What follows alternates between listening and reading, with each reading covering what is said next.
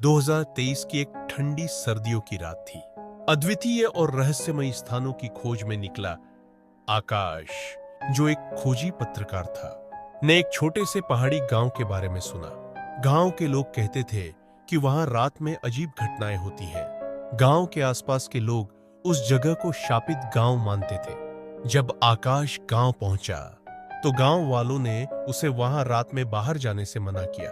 उन्होंने कहा कि कई साल पहले इस गांव में एक भयानक घटना घटी थी। गांव के लोगों ने बताया कि रात में अजीब सी परछाइयां दिखाई देती हैं और भूतिया आवाजें सुनाई देती हैं।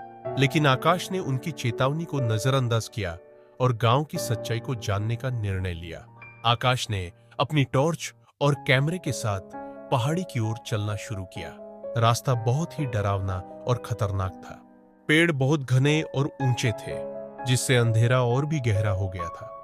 चलने के दौरान उसे अजीब सी आवाजें सुनाई देने लगी। कभी किसी के चलने की आवाज, तो कभी किसी के हंसने की आवाज। चलते चलते आकाश को एक पुरानी हवेली दिखी।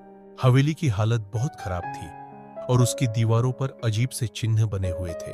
आकाश ने हिम्मत जुटाकर हवेली के अंदर कदम रखा। अंदर जाते ही उसे ठंडी हवा का झोंका महसूस हुआ और एक अजीब सी खामोशी छा गई। हवेली के अंदर का माहौल बहुत ही डरावना था। हवेली के अंदर जाते ही आकाश को अजीब सी आवाजें सुनाई देने लगी। कभी किसी के चलने की आवाज, तो कभी किसी के बात करने की आवाज। उसने देखा कि हवेली के अंदर कुछ चीजें अपने आप हिल रही हैं। आकाश ने अपने कैमरे से इन घटनाओं को रिकॉर्ड करना शुरू किया। चलते चलते आकाश को हवेली की एक अलमारी में एक पुरानी किताब मिली। किताब में गांव के पुराने राजा की कहानी थी, जिसने अपनी संपत्ति और खजाने को सुरक्षित रखने के लिए एक काले जादू का प्रयोग किया था। उसने अपनी आत्मा को अमर करने के लिए एक शापित रचना बनाई थी, जिससे गांव की आत्माएं अंधेरे में भटकती रहती थीं। जैसे ही आकाश ने किताब पढ़ी, हवेली के अंदर का माहौल और भी डरावना हो गया। दीवारों पर हिलती परछाइयां अब साफ दिखाई देने लगी और वे आकाश की ओर बढ़ने लगी। उसने महसूस किया कि यह परछाइयां उसे नुकसान पहुंचाने की कोशिश कर रही है। आकाश ने किताब में लिखे मंत्रों का प्रयोग करके परछाइयों को रोकने की कोशिश की, लेकिन यह आसान नहीं था। तभी उसे हवेली के एक कोने में एक तांत्रिक की मूर्ति दिखाई दी। मूर्ति के नीचे एक संदेश लिखा था कि तांत्रिक की आत्मा ही परछाइयों को नियंत्रित कर सकती है। आकाश ने तांत्रिक की आत्मा को खोजने का फैसला किया। उसने किताब में लिखे निर्देशों का पालन करते हुए हवेली के तहखाने में एक गुप्त दरवाजा खोला। दरवाजे के पीछे एक गहरी सुरंग थी, जिसे पार करते हुए वह एक प्राचीन कक्ष में पहुंचा।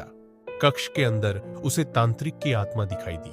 तांत्रिक ने कहा कि वह अब भी अपनी परछाइयों को मुक्त करने के लिए इंतजार कर रहा है। आकाश ने तांत्रिक की आत्मा को उसके परछाइयों से मुक्त करने के लिए मंत्रों का उच्चारण किया। जैसे ही आकाश ने अंतिम मंत्र का उच्चारण किया, हवेली के अंदर एक तेज रोशनी फैल गई और परछाइयां गायब हो गई। तांत्रिक की आत्मा ने धन्यवाद दिया और शांति में चली गई। हवेली में अब एक गहरी शांति छा गई। आकाश ने महसूस किया कि उसने एक बड़ी मुसीबत को टाल दिया है। आकाश ने गांव लौटकर गांव वालों को इस घटना के बारे में बताया।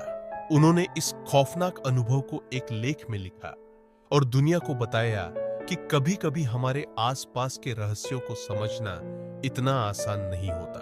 गांव वाले आकाश की साहस और दिमाग की तारीफ करते हुए उसे धन्यवाद दिया। इस घटना के बाद आकाश ने और भी कई रोमांचक यात्राओं की योजना बनाई।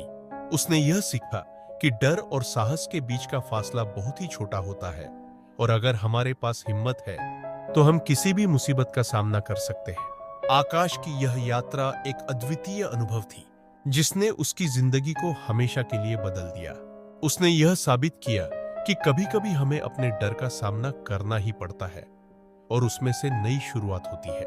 उसने यह भी समझा कि आत्माओं की दुनिया भी बहुत ही रहस्यमयी और अद्भुत होती है।